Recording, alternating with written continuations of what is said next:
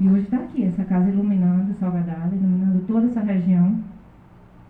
E como é bom saber que existe um ponto de luz, né? Um ponto de luz aqui nos sustentando de pé, nos dando força, nos dando proteção, nos dando, talvez, amor em abundância. E a gente precisa reconhecer o tamanho desse amor que chega até nós, através de uma prece linda, como o Bruno fez aqui, né?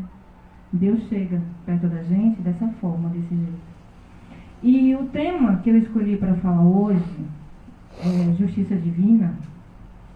Tem um porquê, e eu vou contar para vocês, assim como eu fiz no CELAV. Esse tema surgiu, essa iniciativa veio de falar sobre isso a partir de um sonho que eu tive. E eu vou contar para vocês porque foi esse sonho que me fez acordar para a necessidade de falar mais uma vez sobre essa justiça divina, tão abençoada e tão linda, que está aqui e que nos acompanha em todas as nossas jornadas, em todas. Eu sonhei que eu estava entrando numa construção nova. Era um prédio grande, imenso, era gigante. E eu lembro que tinha jovens, meninos muito jovens, na entrada, e eles estavam trabalhando, ajudando. E eu me lembro que eu entrei com muita pressa, e eu estava descalça. E eu senti o cimento frio tocar meus pés, e eles falavam assim, pode entrar, é por ali. E aí eu segui, todo mundo lá me conhecia, eu não sei como, mas eles me conheciam. E eu tentava falar com o Bruno. Eu digo, mas meu Deus, como é que Bruno veio para tão longe? Como é que entrou nesse lugar? Por fim, encontrei Bruno. E era um lugar que parecia que era dividido em compartimentos, e cada compartimento tinha uma família, tinha um bloco de pessoas, e com esse bloco de pessoas, tinham pessoas que eram ligadas à doutrina espírita. E eu via muitas pessoas do CELAV, muitas pessoas do CELAV. E essas pessoas auxiliavam, cada uma permanecia com um grupo. E aí eu lembro que eu me aproximei, e a família que Bruno estava muito perto, que estava próximo, tinha um pai desesperado, porque ele falava assim, minha filha só tinha 11 anos, nem tinha completado 12 anos ainda e ela foi embora. Eu não entendo por que minha filha foi embora tão cedo. E aí ele dizia, me explique, já que você acredita em vida após a morte, já que você acredita em reencarnação, me diga como é que eu vou ver minha filha de novo. E aí eu tentava explicar para ele que era desse jeito que acontecia, que ela tinha cumprido o período dela aqui e que ela precisou partir para o plano espiritual, mas que ela retornaria. E aí ele começou a me fazer várias perguntas e eu olhava para Bruno e fazia, por que tu não fala? Fala, explica. Porque eu digo, tu tá aqui, por que tu não falou? E ele não conseguia falar comigo. E assim acontecia com todas as pessoas. Merisandra, todo mundo do CELAV que eu vi lá, as pessoas não conseguiam falar sobre reencarnação. Elas não conseguiam.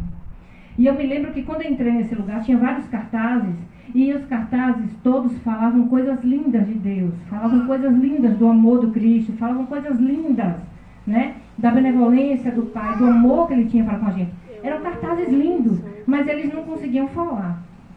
Aí eu fiquei com aquilo na cabeça, meu Deus, aí veio uma senhora que me lembrava a Dinha, né? Essa senhora me lembrava a Dinha. E ela tomava a frente assim, e a filha dela falou, olhe, foi minha mãe que fez esses cartazes, mas ela não fala. Ela não fala para nós sobre Deus, ela apenas escreve. Aí ela me chamou para um jantar. E aí fez aquela mesa gigante, com aquele monte de gente, e todo mundo que estava ali tinha passado por uma perda. E essas pessoas queriam respostas com relação à reencarnação, à vida após a morte, porque eles não acreditavam.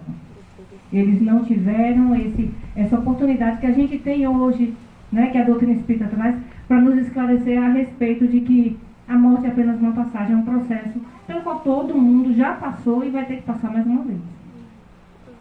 E aí eu lembro que eu sentei e a filha dela veio falando, minha mãe escreve isso tudo, mas ela não fala, e ela quer ouvir de você. Aí eu olhava para a Bruna e fazia, por que tu não fala? Por que tu não? Tinha muita gente. E ninguém falava, só eu. Então eu entendi que havia uma necessidade muito grande da gente falar sobre essa justiça divina. Né? Para falar, eu acho que não era nem tanto para quem está aqui agora encarnado, mas muitos desencarnados ainda se encontram perdidos e necessitados de ajuda e de auxílio. E a gente às vezes pensa assim, tá, mas quando a gente pensa em fazer uma palestra, nem sempre a gente pensa em trazer um tema, porque eu vou levar isso, porque o povo lá precisa ouvir isso. Às vezes eu preciso ter contato com aquilo, eu necessito ouvir um pouco mais sobre essa justiça. Às vezes é uma busca minha interior. Eu acho que nesse sonho eu me vi numa situação bem inusitada, porque eu me vi ali como foco e muitas vezes eu me esquivava dessas situações. E eu me vi numa situação em que eu precisava falar mesmo. Então ainda bem que a gente tem essa oportunidade, que o Espiritismo está aqui e nos proporciona esse entendimento, essa extensão, né, de visão de mundos, do mundo espiritual que vai muito além desse mundo material, que está aqui bem pertinho da gente. Então, para a gente começar a falar sobre essa justiça divina, a gente vai tentar entender que existem vários tipos de justiças, né? Não existe só a justiça divina. Existe a justiça dos homens, né? E não é fácil falar sobre justiça divina, não é fácil, porque no Livro dos Espíritos tem uma questão em que Kardec pergunta o seguinte: é dado ao homem o conhecimento de entender e compreender a natureza íntima de Deus? E os Espíritos, eles são bem taxativos. Não nos é dado. Por quê? Porque nós não possuímos capacidade, entendimento racional suficiente para entender e compreender a grandiosidade do arquiteto de todo esse universo. Nós somos pequenos, criaturas pequenas, ínfimas.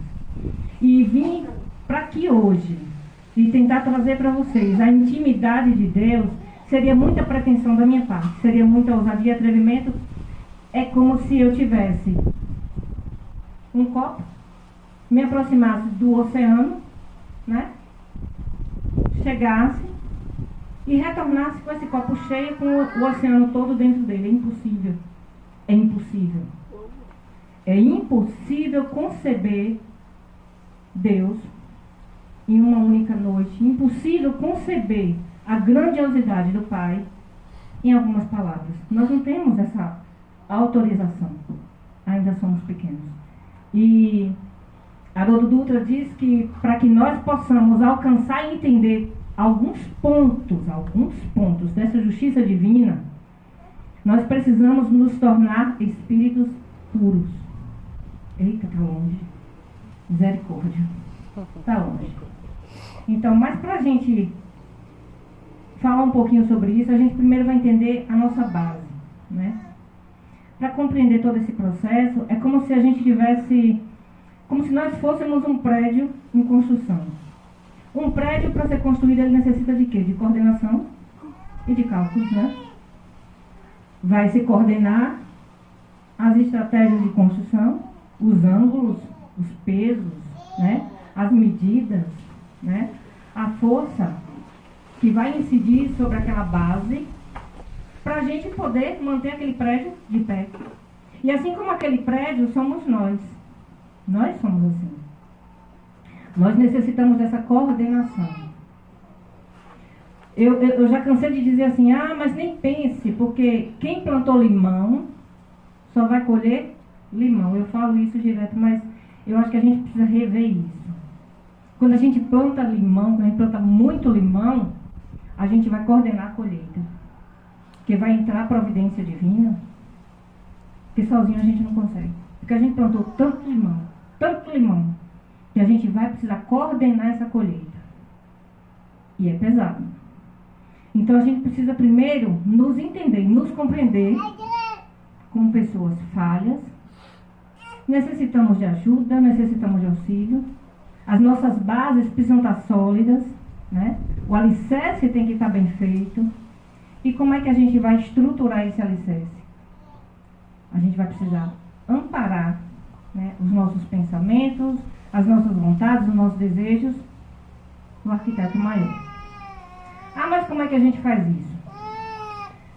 No livro Céu e Inferno, quando Kardec trouxe a proposta dele, no Céu e Inferno, na primeira parte do livro, ele fez um apanhado de perguntas, questionando espíritos que viveram aqui na Terra, que tiveram, né, vários momentos, passaram por várias situações diferentes, formas inusitadas. E aí ele questiona como é que vocês estão do outro lado. E aí alguns dizem: eu estou bem, não estou muito bem, estou mal. E outros dizem: eu estou muito, muito, muito mal. E aí a gente pode perceber que nem todo mundo que desencarna tem a mesma sintonia, a mesma vibração. Alguns pesam um pouco mais, outros pesam um pouco menos. É isso que nos constitui, são nossos pensamentos, nossas emoções e os nossos sentimentos. É o que nós conseguimos jogar para o universo, que permanece de alguma forma em nós e nos constrói como nós somos hoje. E aí, a ideia dele era: o que Kardec queria fazer com essas questões e trazer isso para a gente? Apenas fazer com que nós pegássemos esses exemplos e usássemos como parâmetro para que nós não errássemos da mesma forma. Para que nós não pudéssemos repetir os erros que aqueles outros fizeram no passado, cometeram no passado, e que de alguma forma, né, a gente, por incrível que pareça, acaba cometendo. A gente sabe o que é certo, a gente sabe o que é errado, mas por que a gente erra? Me diz aí, Dinha. Por que, Dinha? A gente erra. Livre-arbítrio. Nos foi dado esse livre-arbítrio e nós escolhemos.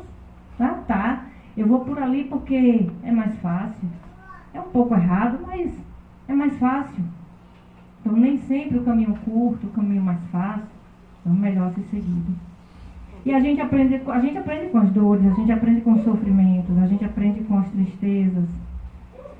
As pessoas questionam assim, hoje a gente vê a doença, né? O mundo está doente. O mundo está doente. A humanidade está doente. A ansiedade, a depressão é um mal que tomou. Ele fala da cumplicidade das existências. Existe uma cumplicidade. Um processo reencarnatório, ele acaba interferindo no outro. Ele acaba adentrando o outro, sem a gente nem se dar conta às vezes.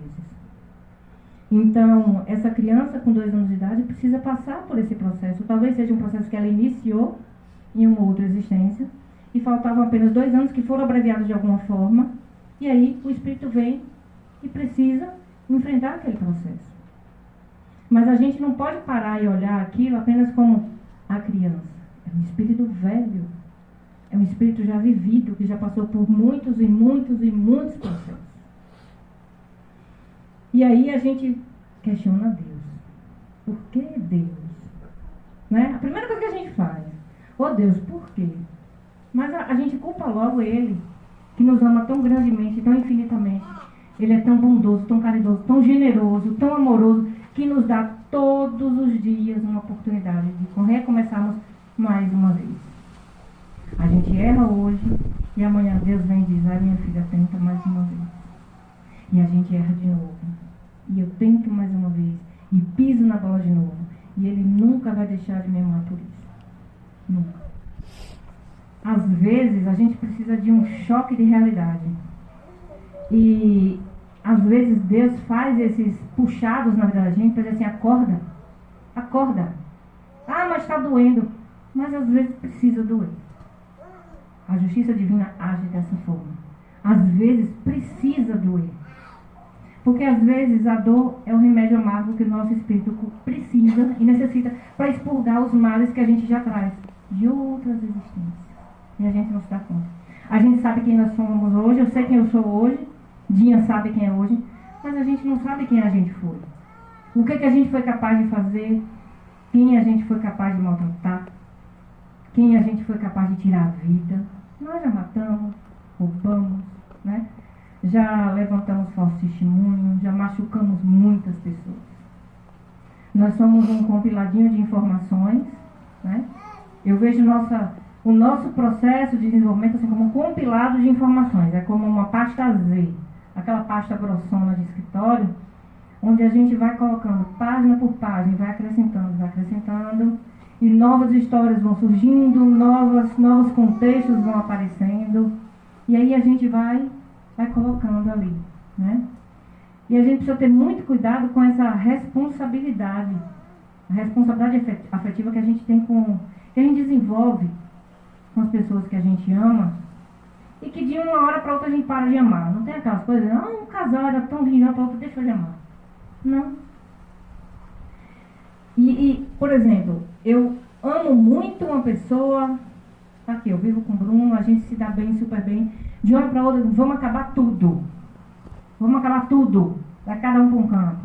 E isso desestabiliza o ser humano. O indivíduo, às vezes, ele fica abatido e ele se deprime. Aí o que acontece? Lá na frente, qualquer coisa que aquela pessoa venha cometer com o outro em função daquela desestabilidade que eu provoquei nela, eu sou coautora de tudo que ela fizer de errado. Nós temos uma responsabilidade muito grande com a nossa vida, mas nós temos uma responsabilidade muito grande com a vida do outro. E nós não nos damos conta disso. Às vezes a gente acha que a nossa responsabilidade é só essa de mãe, né? De pai, que é de cuidar, de criar, de dar a comidinha na hora certa, de trocar roupa, de dar banho. Não. Nós temos uma responsabilidade muito grande com cada um que está aqui. Cada pessoa que está aqui do nosso lado necessita, às vezes, de um bom dia. Como é que tu tá? Basta você chegar para ela e dizer, olha, como é que você está hoje? Às vezes a pessoa só precisa disso. Tu tá bem? Um bom dia é uma forma que a gente vai dizer, olha, eu amo você. E eu quero que você esteja feliz. Um bom dia é uma forma que a gente encontra para desejar o melhor. Mas aí é que tá. Para a gente adentrar na questão da providência divina e da sua justiça divina, que a gente veio falar hoje, né? A gente precisa primeiro entender as justiças que regem esse nosso mundo. E a justiça humana, ela serve para isso, para ordenar, para dar ordenação, para trazer uma certa tranquilidade material às nossas vidas. A nossa justiça humana, ela usa como instrumento principal de trabalho a força. Não é assim? A nossa justiça, ela algema, ela prende, encarcera, condena, sentencia e priva de liberdade. Não é assim que a gente faz? Mas aí é que tá. Para que essa justiça seja devidamente acionada, o mal já aconteceu. Uma criança já perdeu a vida, né? Um pai de família foi assassinado quando retornava do trabalho. Uma mãe de família foi atropelada por alguém que vinha bêbado e não prestou socorro. Então, para que essa justiça humana seja acionada, devidamente acionada, o mal aconteceu. E não tem como restituir a perda. Tem? Por mais que a gente prive o ser humano, que deu um tiro, que deu uma facada, que deu uma paulada na cabeça, sei lá, que tirou a vida de alguém de alguma forma, por mais que a gente prive essa pessoa de liberdade, a gente não vai conseguir restituir a vida que foi perdida. A vida de um filho não tem preço. A vida de um pai, de uma mãe, que está ali provendo a família, colocando alimento e cuidando dos seus filhos, não tem valor, não tem preço. Não há dinheiro no mundo que pague a vida de alguém que a gente ama. Mas essa justiça é acionada dessa forma. E ela usa esse artífice, essa forma arbitrária, coercitiva, de chegar a simplesmente privar de liberdade. Tá, eu privo um. que matou uma criança ali, estuprou e tirou a vida da criança. Mas quantos não estão acontecendo simultaneamente? Quantos? Até que a gente consiga acionar a justiça em todos esses momentos, é muito tempo. E vidas e vidas e vidas estão sendo perdidas. E nada é restituído. Aí a gente para e pensa, será que realmente vale a pena? Ela consegue, de alguma forma, transformar o ser humano? Em alguns momentos, algumas vezes, muito poucas, alguns conseguem se transformar. Alguns conseguem ser tocados lá dentro da prisão, da penitenciária.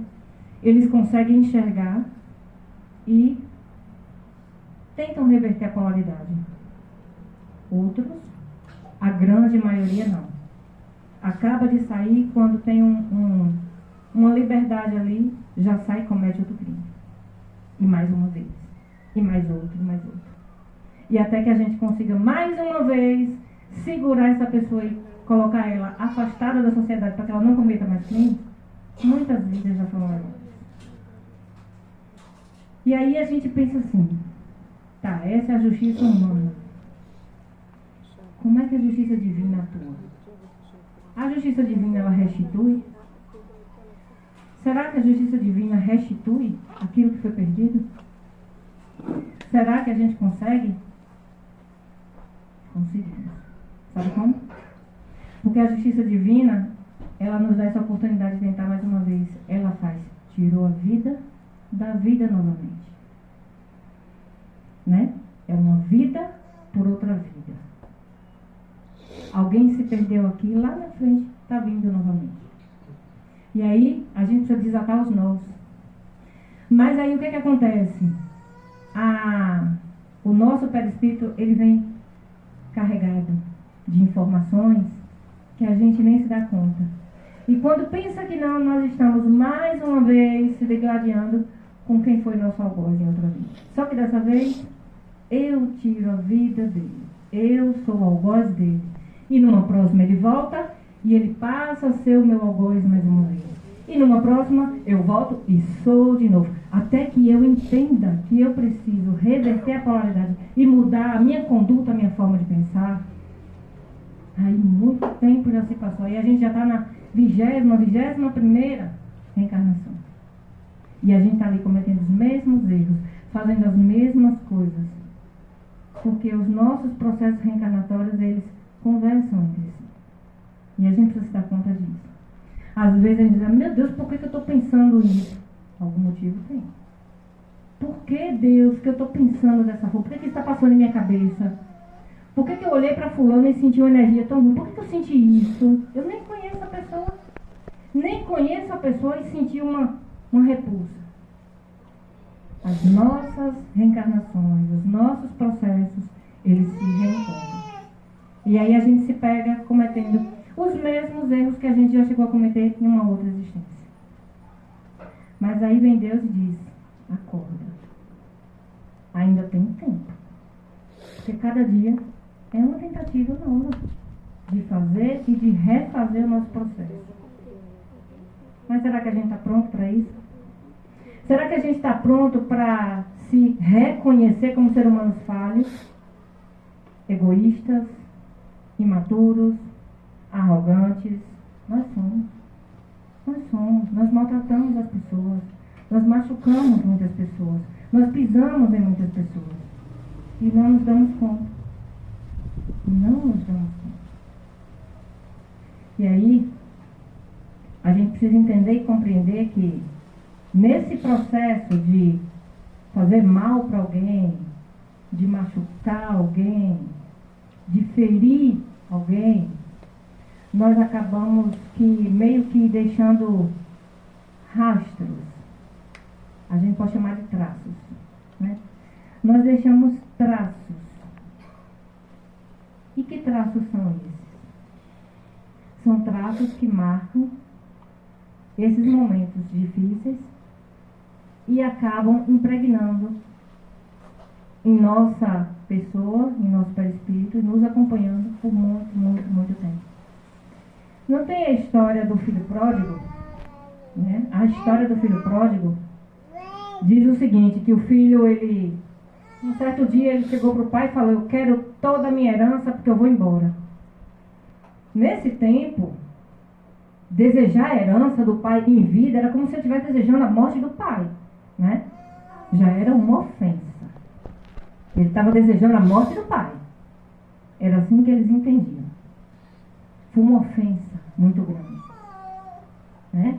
E como eles trazem na Bíblia, toda a sociedade ali presente presenciou o ato. Então, no momento em que ele agiu dessa forma com o pai, ele criou um traço entre ele e o pai. Mas aí é que está. Esse traço também permaneceu nele. Porque aquilo ficou marcado. Onde quer que ele chegasse, que as pessoas olhassem para ele, veriam a marca do traço. Do momento em que ele desejou a morte do próprio pai. Mas ainda foi mais além. Não ficou só nele e no pai. O traço também ficou em toda a sociedade que presenciou o momento em que ele exigiu aquele dinheiro. Então todo mundo ali que morava perto, quando olhava para ele, sentia como que ele tivesse ferido profundamente as crenças deles na época, que era um respeito. Ele feriu o mandamento, né? Honra pai e mãe. Ele deixou de honrar o pai. No momento que ele falou, me dá o meu dinheiro porque eu vou embora. E aí ele partia para o mundo, gastou todo o dinheiro que tinha, e de repente, um belo dia ele volta. Bateu na porta, e o que foi que o pai fez? Abraçou o filho. O pai abraçou o filho, acolheu ele nos braços, e no momento em que o pai abraçou o filho, o pai apagou o traço que existia entre ele e o pai. Mas o pai entendia naquele momento que ele precisava fazer com que a sociedade visse o filho dele de uma forma diferente. Meu filho voltou. E a felicidade do pai era essa. O meu filho retornou. Bom filho a casa torna. Aí o que foi que o pai fez? Mandou matar a maior novilha que ele tinha. Preparou tudo, convidou toda a sociedade e apresentou o filho para a sociedade que tinha presenciado aquele momento. E nesse momento, ele apaga o traço que existia entre o filho e a sociedade. E os laços são restabelecidos. Então, o que a gente precisa entender é que quando a gente faz isso, a gente não marca só a nossa vida, a nossa existência, nem a vida de quem a gente feriu. A gente marca a vida de todo mundo que presenciou aquilo naquele momento. E isso atrai consequências. E as consequências desses traços é esse rastro que fica onde quer que você chegue, todo mundo olha para você assim. Porque todo mundo lhe julga. Porque nós fizemos por onde ser julgados. Nós demos abertura para isso. Mas porque Deus... Não, Deus não quis assim. Eu fiz isso, mas eu não estava. Me estava. Estava em você, sim. Para a gente entender mais profundamente esse pedacinho, a gente vai entender o seguinte, que para existir uma transformação de fato no indivíduo, ele não precisa só apagar os traços, mas ele precisa se renovar enquanto criatura. Então, 3 pontos são extremamente importantes. Ele precisa se arrepender, ele vai se arrepender, ele vai passar por um processo de expiação e depois ele vai passar por um processo de renovação. Mas, olha gente, é muita conversa. Se a gente for parar para falar, é muita coisa. Mas só para vocês terem ideia, só para vocês entenderem a situação. Fulano fez mal para alguém, mas fulano está tão arrependido. Eu encontrei ele se acabando de chorar. Não é arrependimento não. Isso é peso de consciência. A pessoa que comete algo de errado contra alguém, que impacta diretamente, e que mais tarde está ali chorando no canto, não é arrependimento, não. É dor de consciência. É o peso da responsabilidade que pesou nas costas. Porque eu consegui entender que isso machucou o outro, mas também me machucou. E aí quando dói, o que é que eu faço? Eu choro. Aí é fácil. Ah, mas eu estou arrependido. Não tá. Tá não. Sabe o que é que significa arrependimento? Transformação. Quando a gente comete algo de errado, é como se a gente tivesse um posicionamento com relação a determinada situação. Por exemplo, eu acho que ser feliz é isso. Eu acho que viver bem, um casamento feliz, é assim. Eu acredito, eu acho que o bem está em fazer isso. Eu acho. Mas nem sempre o que eu acho é certo. E aí o que acontece? Nesses achismos da vida, olha a gente maltratando o outro, olha a gente fazendo mal para o outro. E aí quando é que eu me arrependo de verdade? Quando eu mudo o meu olhar e deixo de achar aquilo ou aquilo outro e transformo o meu pensamento de verdade. Porque se eu continuo achando as mesmas coisas, eu vou continuar machucando as pessoas do mesmo jeito. Então, se arrepender é se transformar de dentro para fora. É mudar o pensamento que a gente tem com relação a uma determinada situação. É entender que eu errei ali e eu não quero errar mais. Isso é se arrepender. É você chegar e dizer assim, não, isso eu não faço mais. Porque eu fiz uma vez e eu acho que não foi legal. Isso não é para mim. Isso não é bom para ninguém. Então, eu não vou agir da mesma forma. Isso é arrependimento. Chorar não. Chorar é desespero. É o peso no ombro. Doeu. Pesou, aí eu vou chorar. Não é arrependimento. Dor de consciência. Crise. Crise pura. Que depois vai passar e vai fazer tudo de novo. Então vamos mudar nossa conduta. Expiar. É o enfrentamento das consequências desse processo. Eu vou me deparar com a situação e vou enfrentar o processo por consequência da gravidade daquilo que eu cometi. Eu tenho que entender o que o outro sentiu. Expiar é sentir na pele. É sentir doer na pele, no osso, o mal que eu fiz para o outro. Se eu não sentir dor, não vai adiantar. Eu preciso expiar. Eu preciso expurgar toda aquela maldade que pairava nos meus comportamentos errados, na minha vida desordenada. Eu preciso enfrentar o que é certo e o que é errado. E se eu errei muito, eu vou pagar por isso. Mas aí vem a questão da renovação. O que é, Karina? Renovar. Renovar no mundo espiritual. O que é renovar a vida? Não para essa vida visivelmente que está aqui aos nossos olhos, mas para a vida eterna. A gente tem um exemplo no Nosso Lar. No filme Nosso Lar, vocês lembram quando André Luiz desencarnou? Um médico. Estudou, né?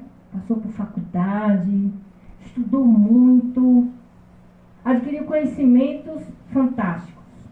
Fazia cirurgias, era médico. Doutor André Luiz. Desencarnou, foi para o umbral.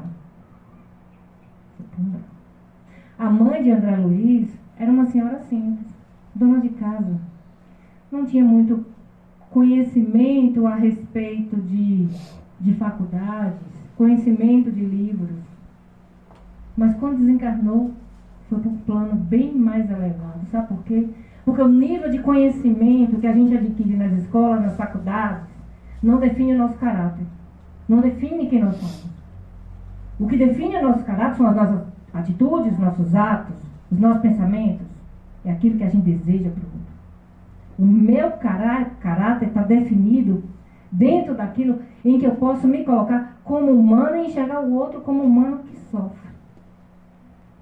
E aí no Nosso Lar, André Luiz chega para a mãe, ele está lá naquele momento de desespero e passou quase que, acho que 8 anos, não foi? No umbral, né? Naquele lamaçal, até que ele foi socorrido, amparado. Num certo momento, André reencontra a mãe, um espírito elevado, já iluminado. E aí ele fala, minha mãe, onde está meu pai? E aí ele fica sabendo que o pai dele está nas zonas umbralinas mais profundas.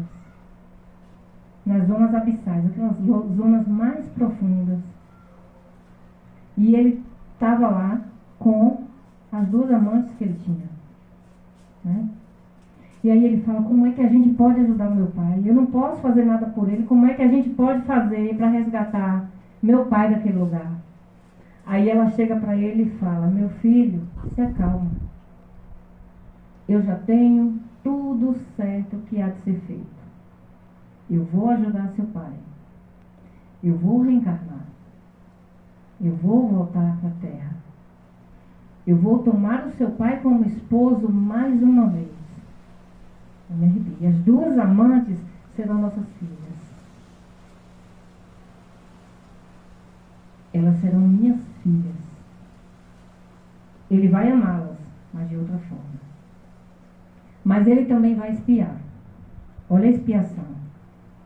Ele vai espiar, porque elas virão como nossas filhas, mas elas terão, vibrando no seu corpo perispiritual, as energias que ele mesmo jogou nesse processo encarnatório que ele enfrentou agora. De vícios, né? De perversão, de sexualidade, de abuso, né? do corpo. Então, o seu pai vai espiar. Porque elas vão desenvolver tudo isso que ele ensinou. Mas ele vai sofrer e padecer como pai. O olhar dele agora vai ser de pai de quem não tem uma vida tão...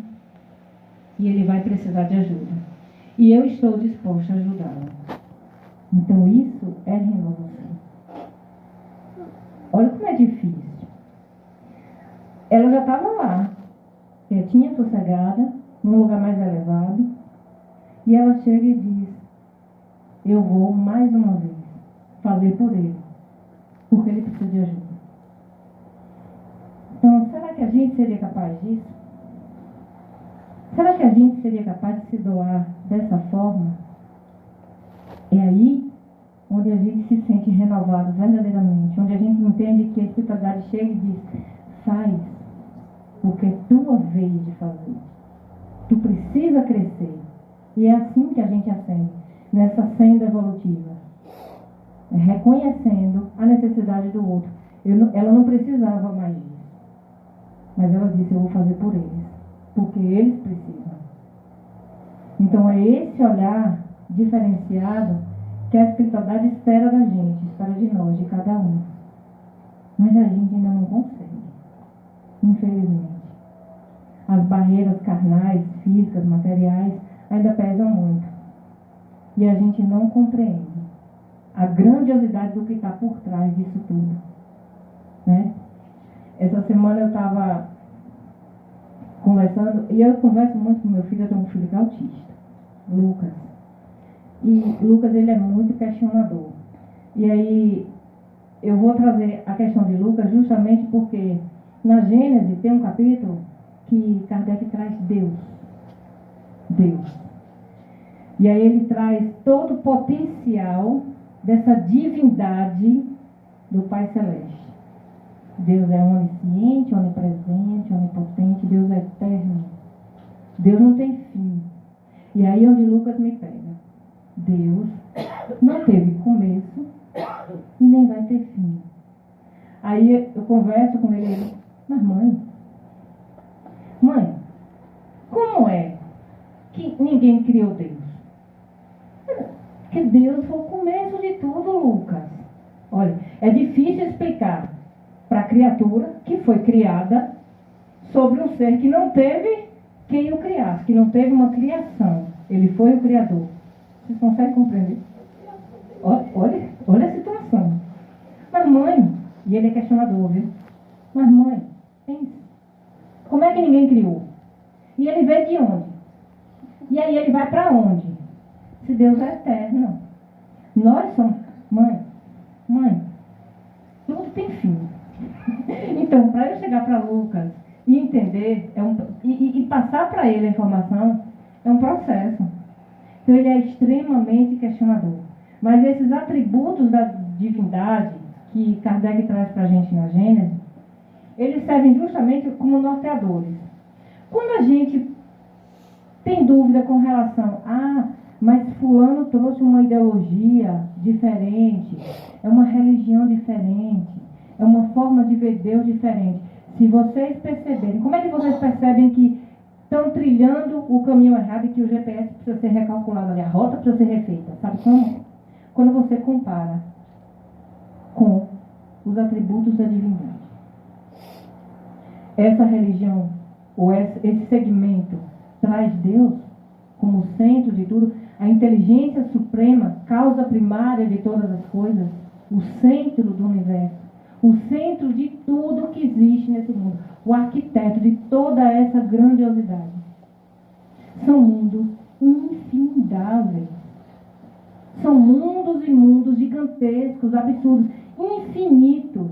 Nós não conseguimos compreender. Quando a gente olha para o céu, aí a gente olha assim, o céu está lindo, cheio de estrelas. Estou vendo milhões de estrelas. 5.000.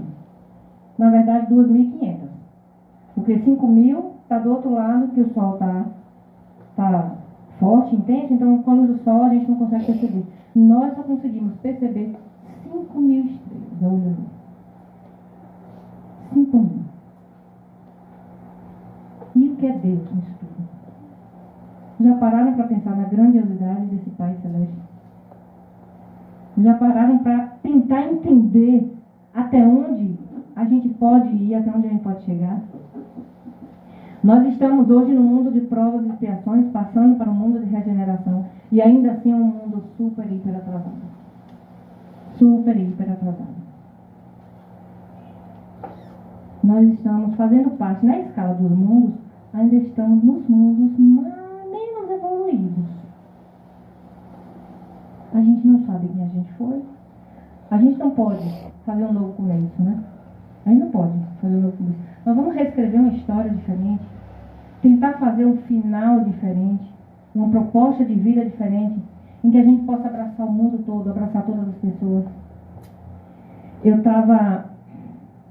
Eu vou trazer um exemplo de uma palestra que eu dei há muito tempo atrás, que falava dessa ausência de amor na vida das criaturas.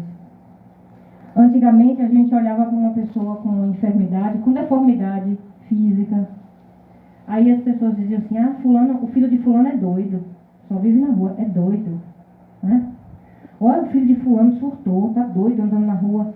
E aí eu lembro que quando eu era menina, os meninos maltratavam. Tinha Kátia, tinha Barató, isso. Tinha Manga Rosa, João Fu, né? A gente pirraçava.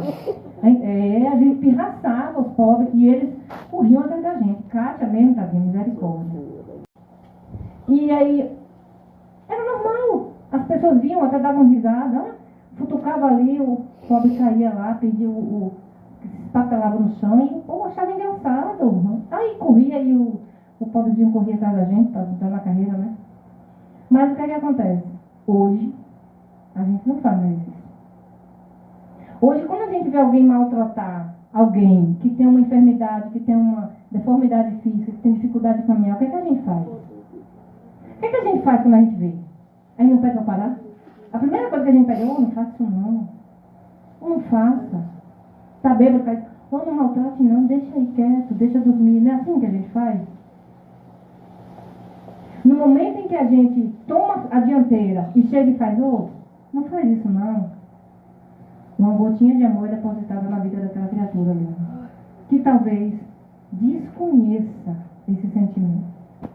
Talvez não tenha tido contato nenhum com o amor verdadeiro, que é esse amor que cuida, que abraça, né? Que coloca no colo. Não teve. E aí você chega lá, deposita mais uma gotinha. Aí no outro dia, outro ser humano vai lá, os menininhos, né? Aí outro chega e diz, não faça isso. Mais uma gotinha. E aí nós vamos depositando. Com cuidado. Um simples, não faça isso. Você deposita na vida daquela criatura gotinhas curativas. que vão transformar aquele ser humano. Quando ele reencarna completamente diferente. Completamente diferente. Porque ele conheceu o amor de quem ele nunca conheceu na vida. Porque ele recebeu o amor de quem ele nunca teve na vida. Porque ele foi amado por quem nem sabia que ele existia, mas que cuidou dele no momento que ele mais precisava. Então é essa transformação que se faz necessária nas nossas vidas. É difícil? É difícil, mas não é impossível. Não está tão longe assim. Sabe, a vida da gente, ela é um livrinho que está sendo escrito dia após dia. A morte é um processo, a gente vai passar por ele, vai enfrentar, né? Lá a gente tem um livro de André Luiz que narra, que fala de um aparelhinho, que é tipo não é um celular, é um tablet, tipo um tabletzinho. O psicoscópio, né? E a Duda disse que o psicoscópio é um instrumento terrível. Porque assim, o psicoscópio, você vai estar lá do outro lado, e aí a espectadora chega, quando passa o aparelhinho, pi. Pronto. Viu o dia que você fez, viu o que você cometeu. Ah, mas eu não falei. Não falou, mas pensou. Você falou isso, mas pensou completamente o contrário. E o psicoscópio mostra tudo. E o pior, gente, é que mostra num telão. De acordo com o André Luiz, está lá num telão e todo mundo está vendo o que a gente fez de errado. Ô, misericórdia. Misericórdia. Então, é dessa forma. E vê tudo. Não adianta. Ah, mas eu não falei. Falou isso, mas pensou diferente. E aí o psicoscópio chega lá e lhe entrega. Então a gente precisa ter muito cuidado, muito traquejo. Vamos pensar mais a partir de hoje, né? Não é não. Toda vez que a gente fizer algo errado, lembrar o psicoscópio. Bora pensar assim, ó, o psicoscópio está logo ali. E só para a gente finalizar, né, essa noite de hoje, para a gente não se abater, é difícil, não é fácil não. Estar encarnado é duro. Estar no corpo de um médium não é fácil não. Não é fácil. Não é fácil ser médium e sentir as dores do outro, sentir os tormentos do outro, sentir o sofrimento do outro, chorar o choro do outro. Não é fácil. Mas a gente se propôs a isso, a gente propôs ao trabalho, a gente se dispôs a fazer. Essa é a nossa função, somos instrumentos da espiritualidade e a gente precisa entender e compreender que cada um é um processo, e cada processo vai ser vivido e a gente vai enfrentar e tirar de letra. E lá na frente a gente vai se tornar pessoas melhores com fé em Deus. Não é possível, né, Jesus? Não é possível. Então, para a gente finalizar a noite de hoje, eu vou trazer um texto de Meimei que fala: confia sempre. Para a gente não perder a nossa fé, para a gente não desanimar. E ela diz assim: não percas a tua fé entre as sombras do mundo. Ainda que os teus pés estejam sangrando, segue para frente, erguendo-a por luz ascendente acima de ti mesmo. Crê e trabalha. Esforça-te no bem e espera com paciência. Tudo passa e tudo se renova na terra, mas o que vem do céu permanecerá. De todos os infelizes, os que já perderam a confiança em Deus e em si mesmos são os mais desditosos. Porque o maior infortúnio é sofrer privação da fé e prosseguir vivendo. A pior dor é perder a fé e continuar vivendo sem motivo nenhum para isso. Eleva, pois, o teu olhar e caminha. Luta e serve. Aprende e adianta-te. Brilha a alvorada além da noite. Hoje, é possível que a tempestade te amarfanhe o coração e te atormente o ideal, aguilhando-te a aflição ou ameaçando-te com a morte. Não te esqueças, porém, de que amanhã será outro dia. Então amanhã sempre chega, Amanhã sempre será um outro dia. E amanhã, mais uma oportunidade para a gente reescrever mais uma página desse nosso livro chamado Vida. Paz e luz a todos e sigamos mais uma.